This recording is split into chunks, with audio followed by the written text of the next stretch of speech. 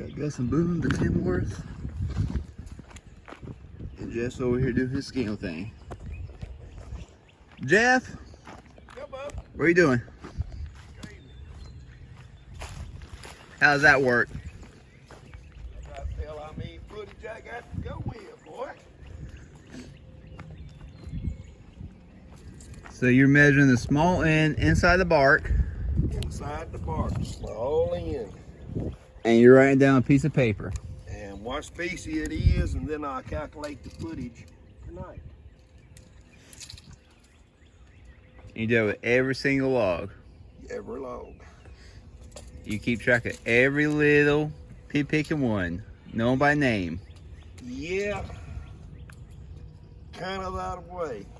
But they trust me at the mill, so whatever I turn in, that's what I get paid for. And if it's a crook in it, you got a dock. Take some away. You don't ever add.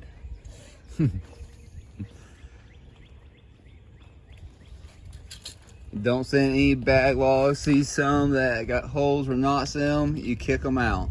Yep.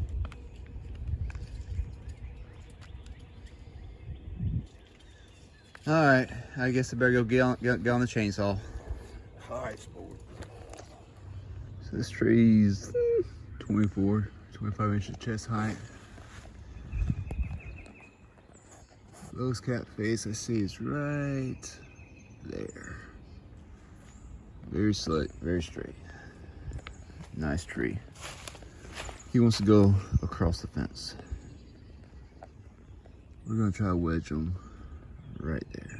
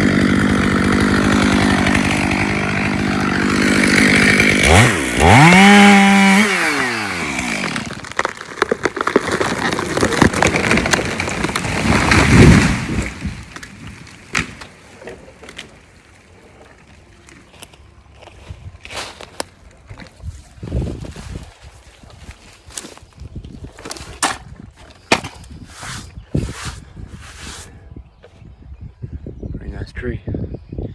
I left more corn on this side because the wind's blowing against me a little bit. And I didn't want coming back. I just want to fall this way over this fence. And I did not want to. I went right where I wanted to between those two trees. This did peel off. This was more than what I was thinking it would. But I didn't want to fix the fence today, so I left a little more corn than what I really needed. Alright, so we're getting down to the end of the job. We're right by the landing. We got a fence right here we don't want to smash, and we don't want to throw on top of the log pile. This is a poplar. This is 26, 27 inches chest height, and it's leaning that way. And we want to slip it between those two trees right there, hopefully. So ideally, hey, if anybody likes this shirt, my aunt bought it for me. I guess that means I haven't really grown up with your aunts. Still got clothes your aunts bought you, huh?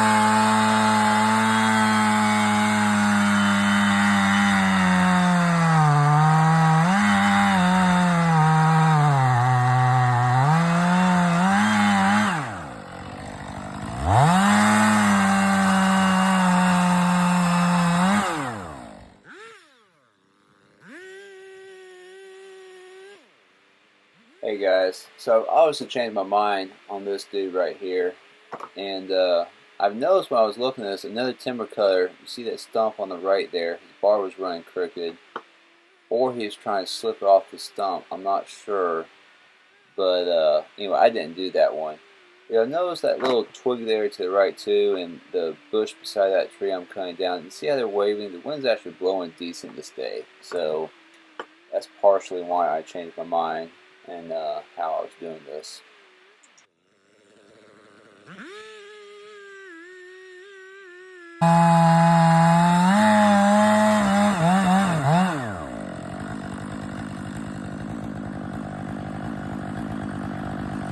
I changed the heart. I may swamp up the road here, but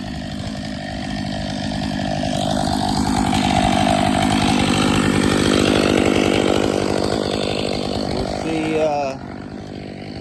I didn't like the way I was going to do it. The wind's blowing the wrong way. This dude's leaning the wrong way. We're going to try this instead.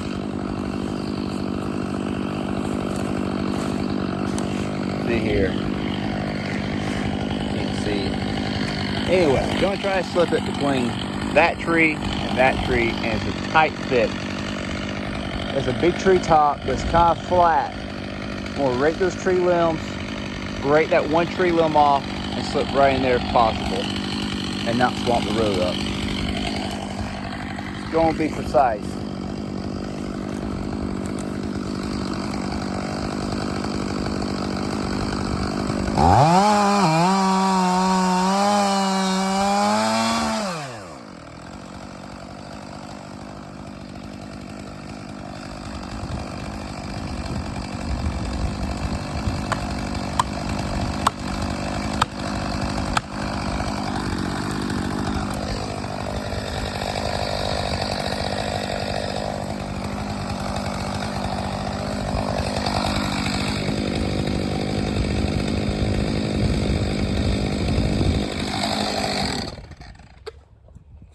I know I'm not supposed to play with this, but it is kind of fun.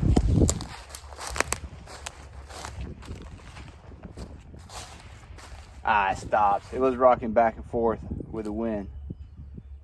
The wind's changed direction slightly. See these little guys shaking? Come on.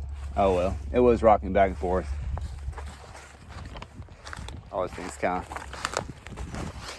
funny. Which one you hold from the back, that's why I hold from the back a lot. If a big gust comes up, you're a lot better off.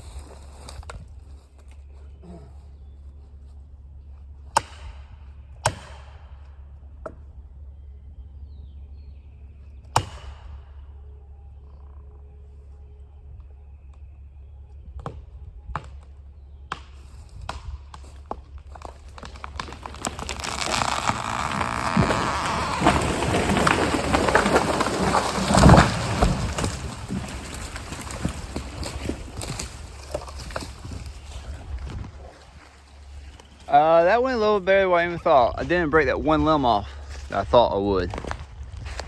So the tree's leaning towards the fence right here, and so I held pretty heavy on that corner, and it went extremely nicely. The top's not in the road. I didn't smash my stick or gas jug. Both of those little trees are going to come back just plain grand. So another horse logger, Aaron Airsworth, I can't say his name, gave me a very nice compliment and said my horses were like perfectly behaved or whatever. And I thought to myself, oh boy, I'm not being very honest with what I'm portraying here. So they've made one skid this morning, and I had to pop Boom in the mouth a little bit.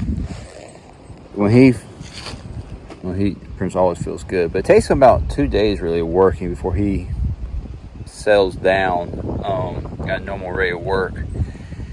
And Gus there, they're just polar opposites. One horse loves to go backwards, one horse loves to go forwards. They're just polar opposites in pretty much every way. And I'm going to hook up to the second hitch of the day. It's kind of windy out, and he may do perfect, but you may see me kind of have to take and pop them in the mouth just to keep them from dragging me around. It's not I'm trying to be mean or anything like that, but it generally takes them an hour or two before they really settle in and start working together real well, honestly.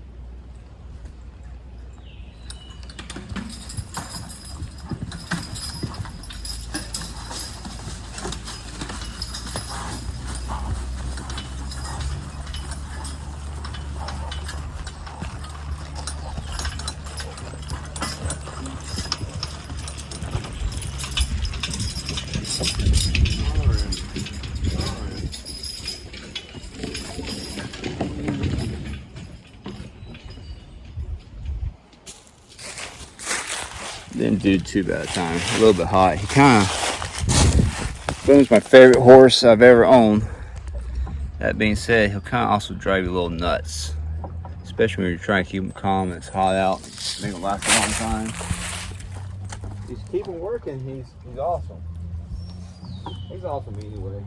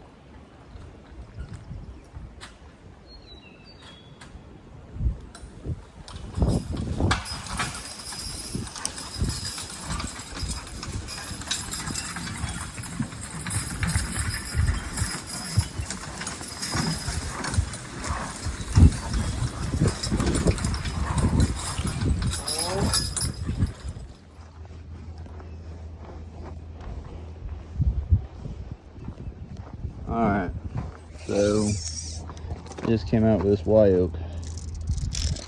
It's let's see here. It's 20 inches on the big end. There's very little taper to this thing. It's 27 feet long. Yeah. Wasn't doing too good up there. Right here it has some flare to it, so it's 23 inches because of the flare, but it's not. But it's about 20 inches all the way through, one and two to another triple cut, and this will be the biggest hitch of the day. It only had come 100 yards, maybe 120 or something, and it was slightly downhill. And honestly, if I was working these horses more this week, I would not have done this. But we got three days they're calling for rain this week. So they got time off before today. They're probably gonna get tomorrow off and some more days off this week. They're probably gonna get work 2 or maybe 3 days this week. So, but anyway, that's a big hitch for me. That's a big hitch on pretty much flat ground. Slightly downhill at some spots, and it had come uphill at one little spot though. So yeah, so I know it doesn't look like much of anything on film, but we're on a hillside. And it's gonna make this log won't bounce on over and rolling down, even with that axe being there. So it's the last log of the day. Start out the day with log arch. Came further back in here. Huh? So I'm gonna let Gus load this thing with no reins. All around.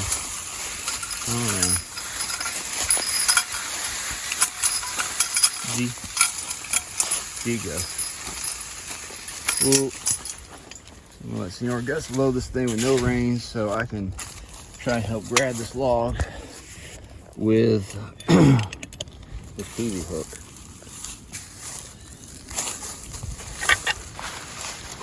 Load, G. Whoa! Back up. And that's the last log of the day. Thank you, Gus. All right, guys. So last load of the day. Just on my red oak. It's on my white oak, I think. And y'all can see how many logs we had at the beginning of the day. I think he's got 3 loads in. And now we got another one. I think I burned close to a gallon of gas and got about 2,800 board feet today. So, hey, I just want to give a quick shout out to a friend of mine that actually gave me this laptop with this program on here and showed me how to use it and stuff. And that's the only reason why I'm able to do these videos, because people helping me. And you know, there's a lot of people that makes all this possible. The people at the sawmill, the people working on log trucks, the people we buy our oats from. We look at the horses and working, that's cool and everything, but there's so much stuff that goes on behind the scenes. I mean, our customers, it takes a lot of moving pieces to make something like this work. And there's a lot of good people out there. And, you know, I just want to tell everybody thank you.